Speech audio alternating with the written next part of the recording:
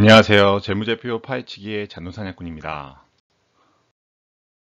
오늘 살펴볼 기업은 코오롱의 제조사업 부문이 분할되어 신설된 제조회사인 코오롱 인더스트리에 대해서 살펴보도록 하겠습니다. 시청 전에 구독과 좋아요 그리고 댓글 달아주시면 영상을 만드는 데 큰 도움이 됩니다. 감사합니다.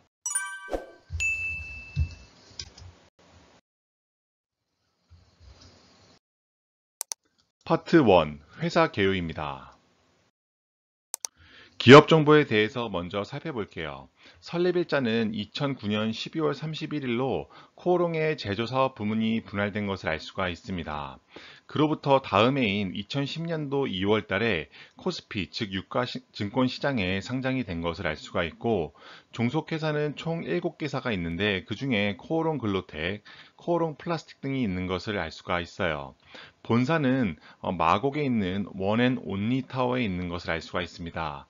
가장 중요한 영위 사업을 보면은 총 5개로 나뉘어져 있는 것을 알 수가 있는데, 첫 번째로 산업자재군, 그다음에 화학소재군, 필름과 전자재료, 패션군, 그리고 의료 소재가 있는 것을 알 수가 있어요.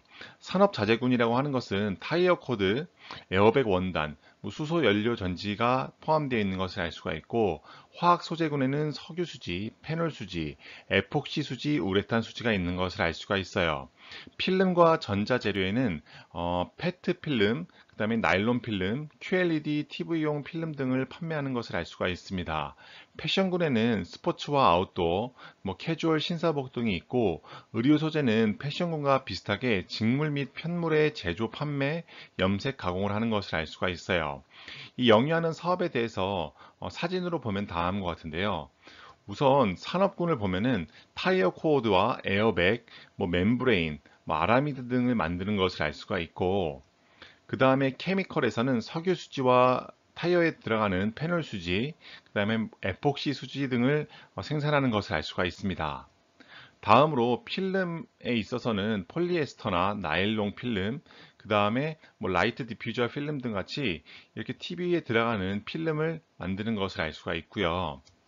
마지막으로 패션 부문을 보면은 아웃도어 스포츠나 골프나 사람들이 사용하는 그러한 옷에 관련된 직포, 물품 등을 생산하는 것을 알 수가 있습니다. 주식의 총수연항을 살펴보면은 보통주와 우선주 모두 발행하는 것을 알 수가 있고, 정관상에 나와 있는 발행 가능한 주식수는 보통주는 4천만 주, 그리고 우선주는 1천만 주인 것을 알 수가 있어요. 현재까지 발행한 주식수는 보통주는 2,600만 주 정도가 되고, 우선주는 270만 주 정도가 되는 것을 알 수 있습니다. 신설 분할된 회사이기 때문에 감소한 주식수와 자기 주식수는 없는 것으로 나와 있고, 따라서 자기 주식수의 비중은 0%인 것을 알 수가 있습니다.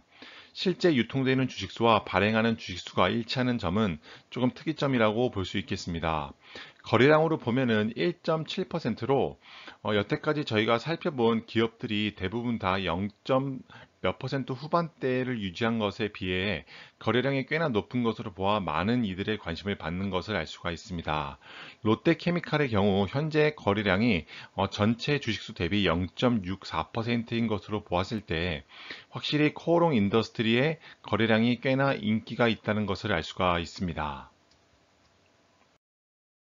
다음은 주요 사업 부문별 매출 및 영업이익 실적 추이인데요. 코오롱 인더스트리의 매출과 영업이익 비중에 따라서 어떤 부문에서 실제 이 회사가 매출과 영업이익을 발생시키는지를 알 수 있을 텐데요. 보시는 것처럼 산업자재에서 매출이 전체 매출의 43%를 가져가고 있고, 화학은 전체 매출의 17%, 그 다음에 필름과 같은 경우는 전체 매출의 14%를 가져가는 것을 알 수가 있어요. 그 다음에 영업이익을 보면은 산업자재는 전체의 47%, 영업이익은 화학의 영업이익은 52%를 가져가고 있는 것을 알 수 있는데요. 여기서 보자면 산업자재와 화학에서 매출과 영업이익의 대부분이 발생한다는 것을 알 수가 있습니다. 물론 필름과 같은 경우에도 매출은 14%, 영업이익은 전체의 20%를 가져가고 있지만, 어쨌든 산업자재와 화학에 비해서는 그 영업이익의 비중이 조금 낮다는 점을 알 수가 있습니다. 실제 사업 부문별 시장 여건에 대해서 한번 살펴볼 텐데요. 우선 산업 자재에 소속된 자동차 부품 부분에 대해서 한번 살펴보도록 하겠습니다.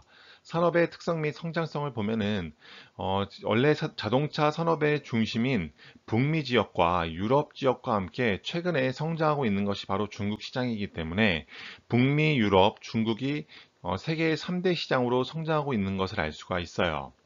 세계적으로 안전에 대한 규제가 강화되면서 이러한 에어백 같은 장착률이 증가하는 추세이고, 자율주행 차량이 늘어나게 되면은 오히려 안전에 대한 우려가 더욱 커지게 되기 때문에, 이에 따라서 안전의 부문에 관련된 에어백이나 그러한 관련된 부품들에 대한 장착률이 더욱더 증가될 것으로 전망되고 있습니다.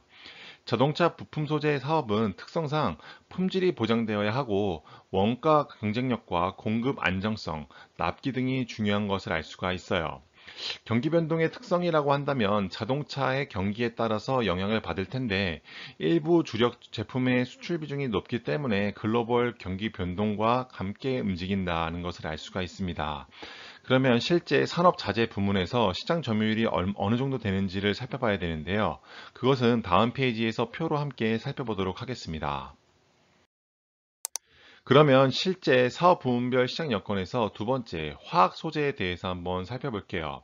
산업의 특성 및 성장성을 보면은 화학 부문에 같은 경우에도 패널 수지 및 에폭시 수지는 자동차에 관련된 도료나 타이어 등에 사용되는 것을 알 수가 있고, 선박에서도 용으로 사용되고 있고, 전자재료 업종, 복합재료 분야 등에 공급하고 있는 것으로 알 수 있습니다. 실제 건물에 대한 방수나 인테리어 바닥재로 쓰이는 우레탄, 그 다음에 우레아, 에폭시 및 다양한 종류의 복합재료는 물론이고, 육상 트랙이나 농구 코트, 그다음 롤러스케이트장 등의 경기장 바닥재까지 공급하는 것을 알 수가 있어요.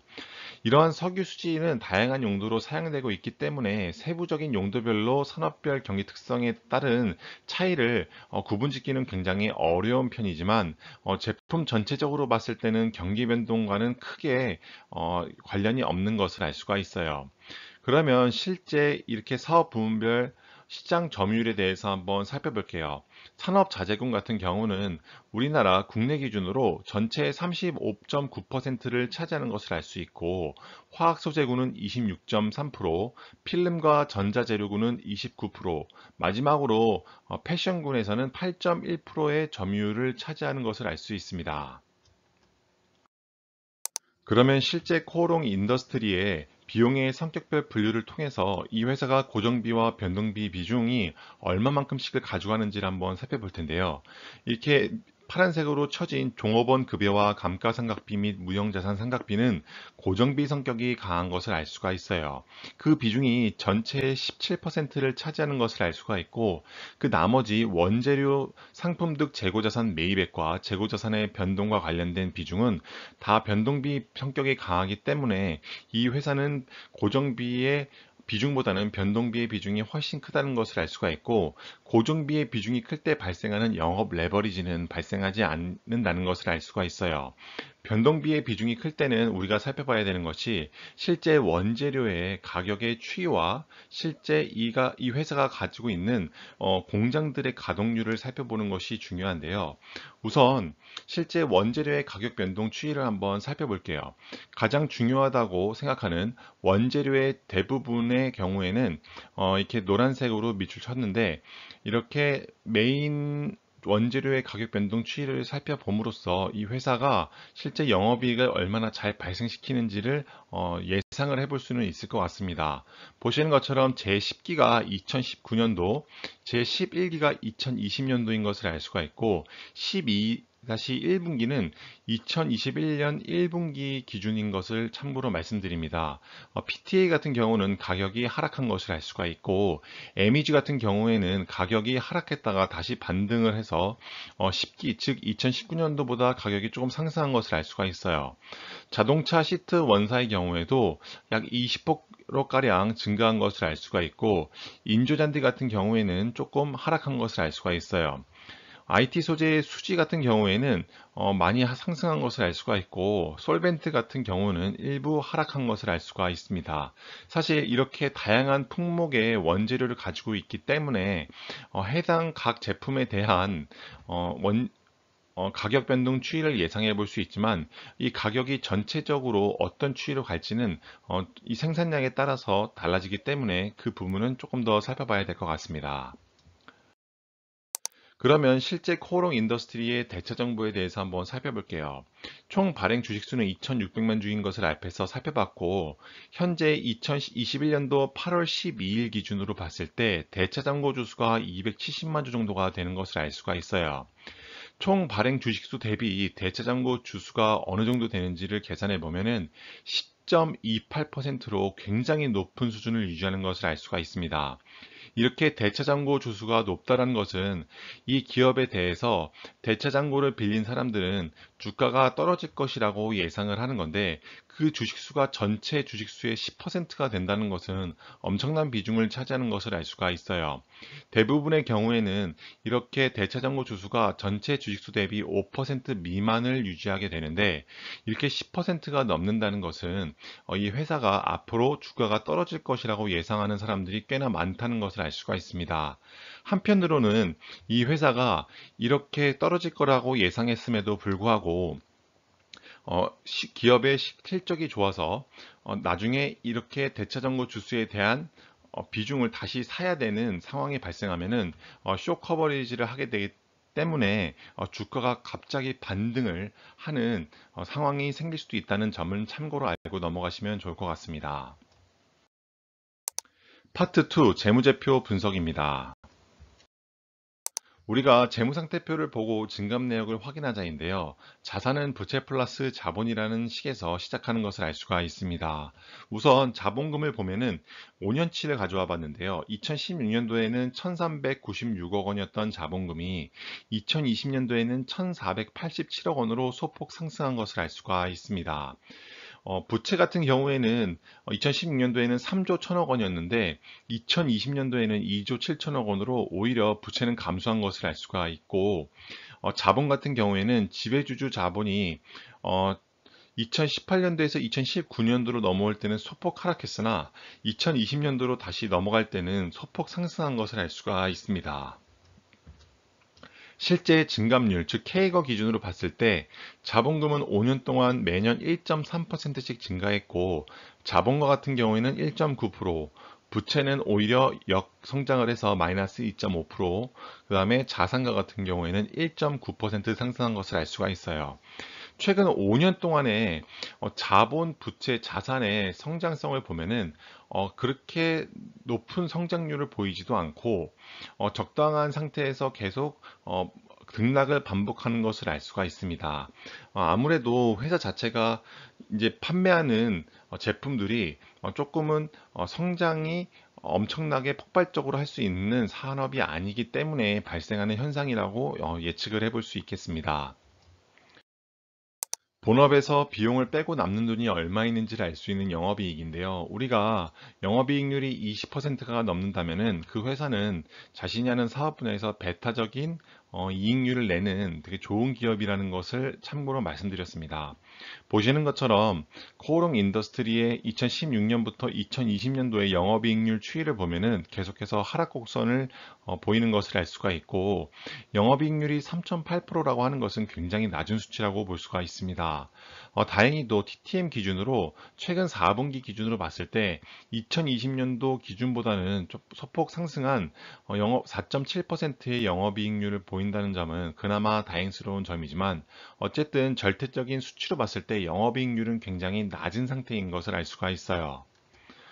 K거 기준으로 봤을 때도 영업이익률이 5년의 기준으로 봤을 때 마이너스 5.66%로 계속해서 하락한 것을 알 수가 있고, 매출액 또한 마이너스 1.6%로 계속해서 하락 곡선을 취한 것을 알 수가 있습니다.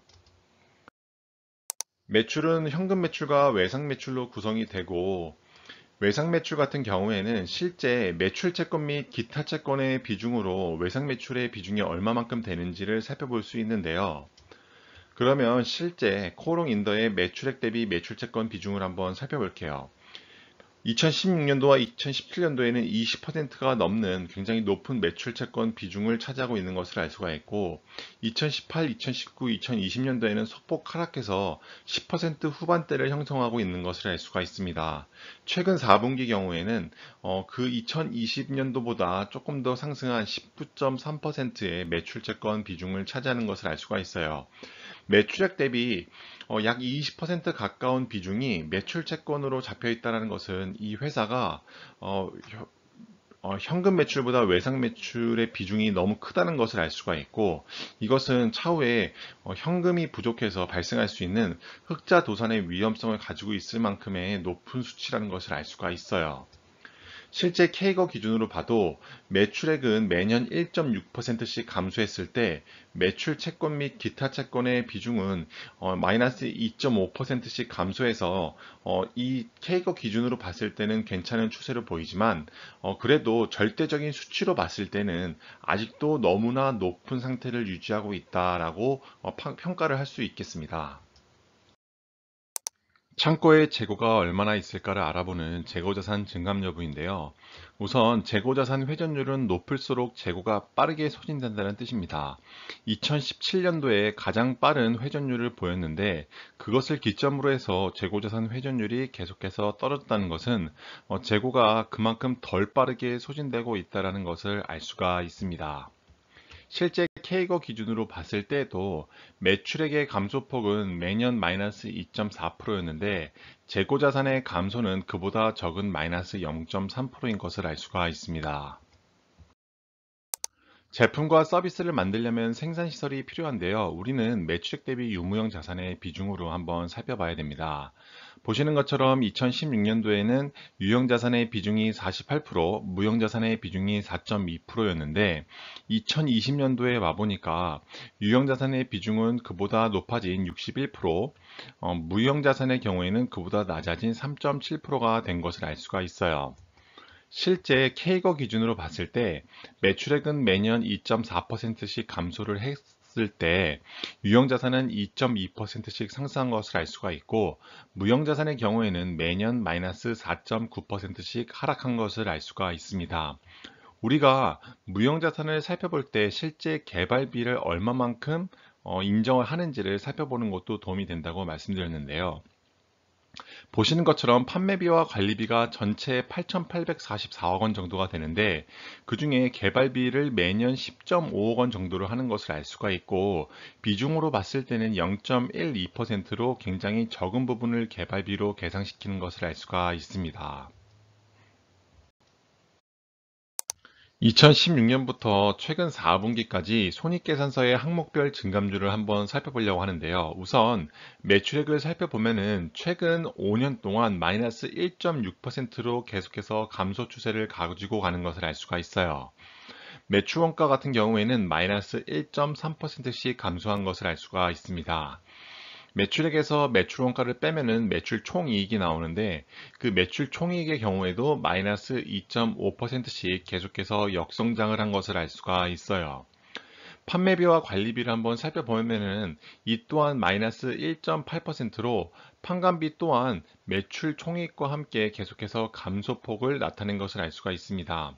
그래서 매출 총익과 판관비를 뺀 영업이익의 경우에는 마이너스 5.7%로 2016년도에는 영업이익이 약 2,767억 원이었는데, 최근 4분기 기준으로는 1,950억 원에 불과한 것을 알 수가 있어요. 당기순이익 같은 경우에도 2016년도에는 1,760억 원이었던 데 반해 지금 당기순이익은 최근 4분기 기준 944억 원밖에 안 되는 것을 알 수 있습니다. 이렇게 매출액과 매출원가, 매출총이익, 그리고 판관비와 영업이익과 당기순이익 모든 항목이 다 이렇게 역성장을 하는 경우는 처음 보는 기업의 유형인데요.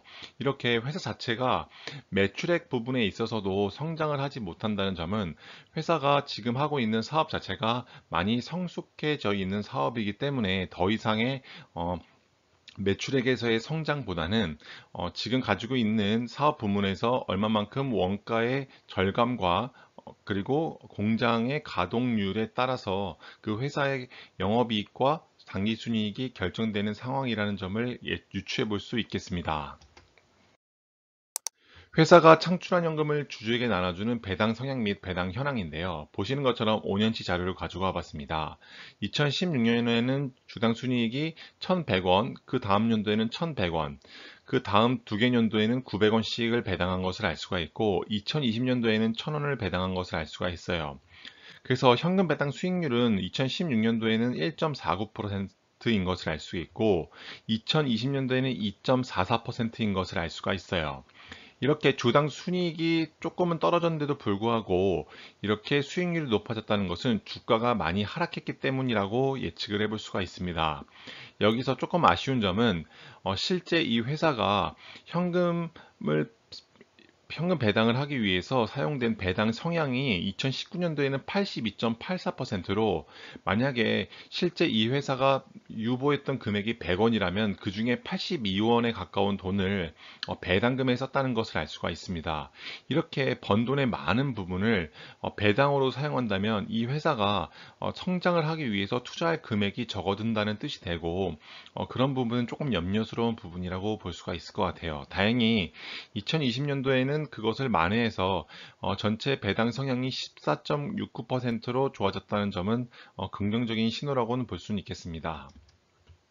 국고채 3년 기준으로 봤을 때 국고채가 1.41%로 가지고 가는 것을 참고해 봤을 때, 최근 2020년도를 기준으로 봤을 때는 국고채보다 높은 배당을 주기 때문에 배당주로서 갖고 가기에는 괜찮다고 생각해 볼 수 있지만, 어쨌든 이 배당 성향 자체가 조금은 꾸준하지 않고 주당 배당액 또한 계속해서 성장 추세를 갖고 가는 것이 아닌 조금 편차가 있기 때문에 배당주로서 가져갈 수 있다라는 얘기를 여기서 결론을 내리기는 조금 어려운 점이 있다고 말씀드릴 수 있겠습니다.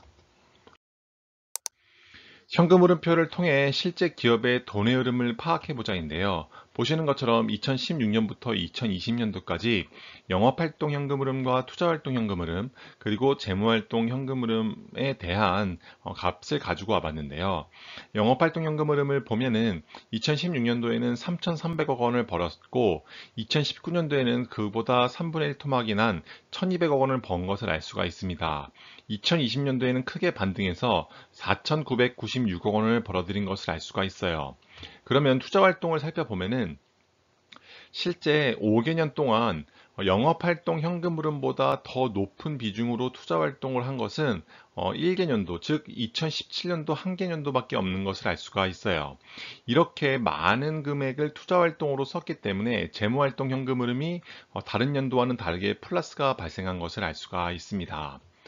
그리고 기말 현금성 자산은 2016년도에 1,400억 원이었는데 2020년도에는 1,608억 원으로 그 증가폭이 굉장히 낮은 것을 알 수가 있어요. 물론 2017년도와 2018년도에 많이 줄었다는 점에서 봤을 때는 2020년도에 1,600억 원이 많이 상승했다고 평가를 할 수도 있지만, 어쨌든 5년 기준으로 봤을 때는 현금 및 현금성 자산이 회사의 가치와 크기에 비해서는 조금 작은 면이 없지 않나 생각을 해보게 됐습니다.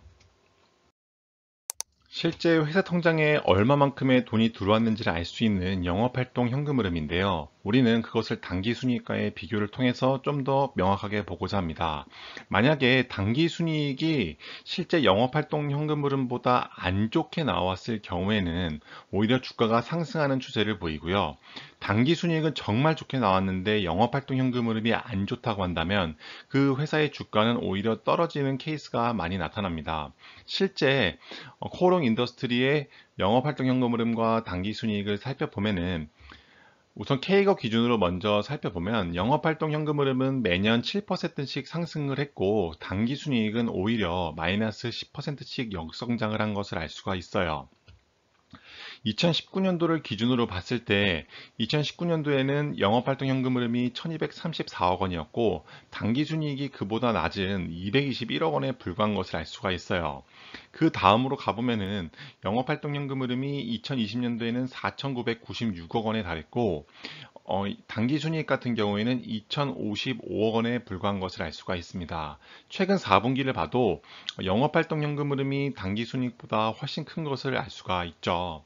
이렇게 영업활동 현금 흐름이 꾸준히 좋아진다고 한다면 그 기업의 주가는 우상향할 가능성이 굉장히 높다는 것을 알고 넘어가시면 될 것 같은데요.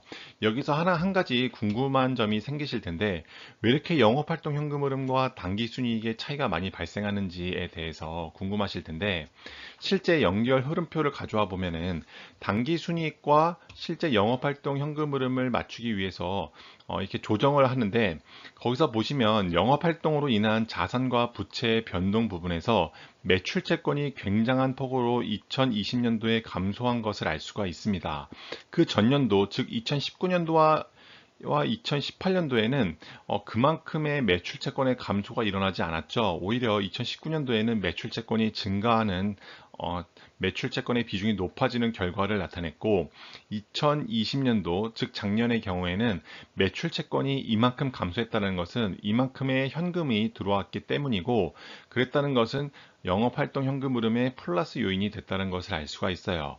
또한 재고자산이 굉장히 큰 폭으로 감소한 것을 알 수가 있습니다. 재고자산이 감소한다는 것은 그만큼 매출 원가로 잡히게 되고 그렇게 된다는 것은 영업이익이 상승한다는 뜻이 된다는 걸로 이해하시면 될 것 같아요.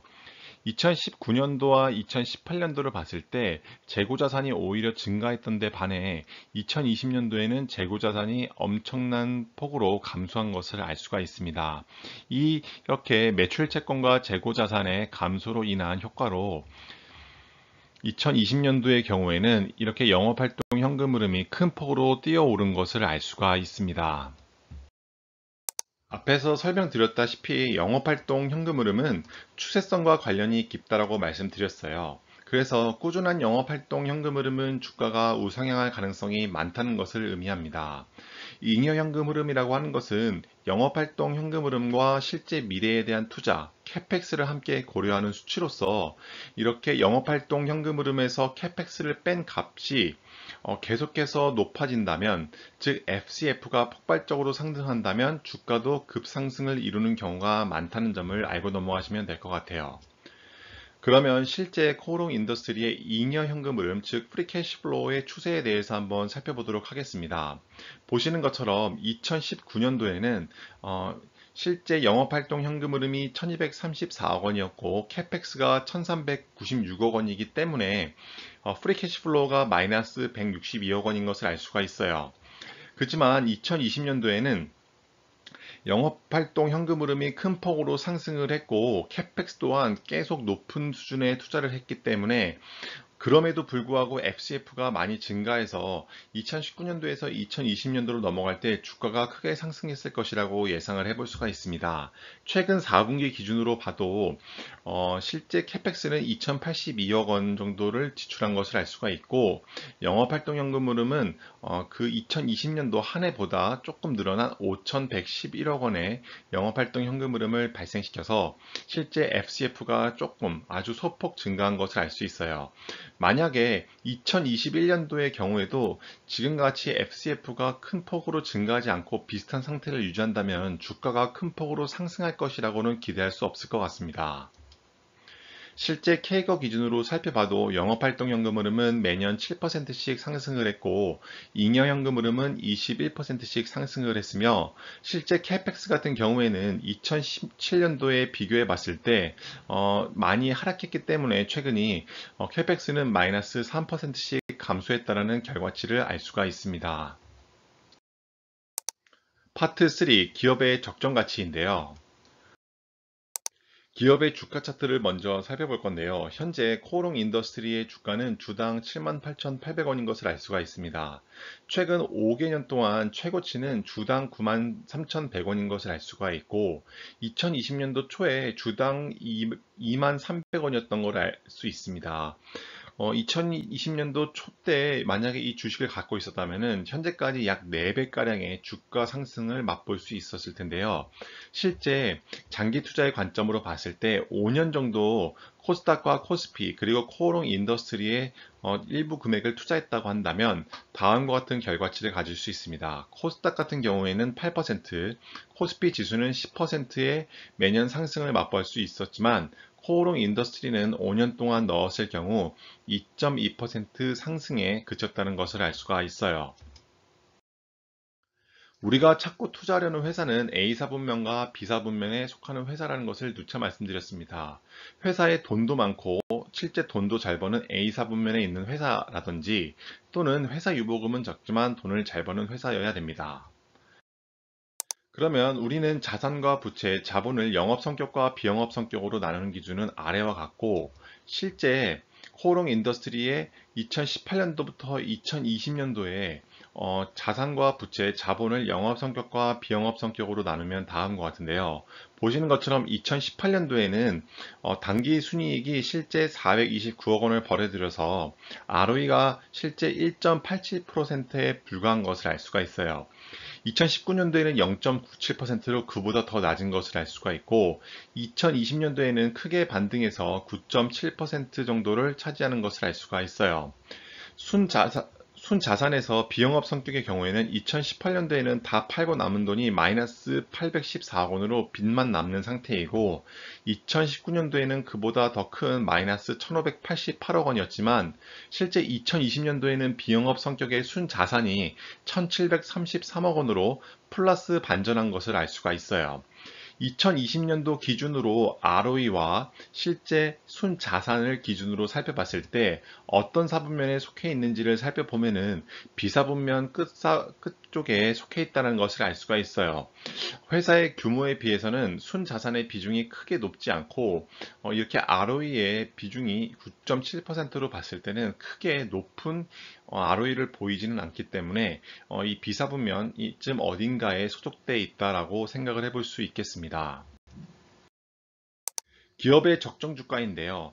사경인 회계사의 S림 방식으로 계산을 해보면 다음과 같습니다. 현재 주가가 78,800원인 것을 고려했을 때 2019년도 9.7%의 ROE가 나왔을 때 적정 주가는 7만원대가 나오고요. 만약에 5년 평균인 5.95를 넣으면 43,000원대가 적정 주가인 것을 알 수가 있습니다. 만약에 2021년도 예상인 9.84%를 넣어본다면 71,938원으로 현재 주가보다도 아직은 적정 주가가 낮은 상태인 것을 알 수가 있습니다. 오늘의 결론입니다. 우선 저평가 여부를 살펴보면은 S림 방식으로 봤을 때는 이미 저평가 구간에 있는 것은 아니라고 보여집니다. 배당 성장성을 보면은 주당 배당액이 1,000원 안팎으로 배당하는 것은 좋은 점이었지만 아쉽게도 배당 성향이라든지 이런 부분에서 조금 일관성이 떨어지기 때문에 배당 성장성은 아주 좋다고 평가할 수는 없을 것 같아요. 세 번째 기업 성장성을 보면은 최근 5년간의 캐펙스가 마이너스 3%인 것은 조금 아쉬운 점이고 기업의 성장성은 돋보이지 않지만 지속적인 매출 규모는 발생시킬 것이라고 생각이 됩니다.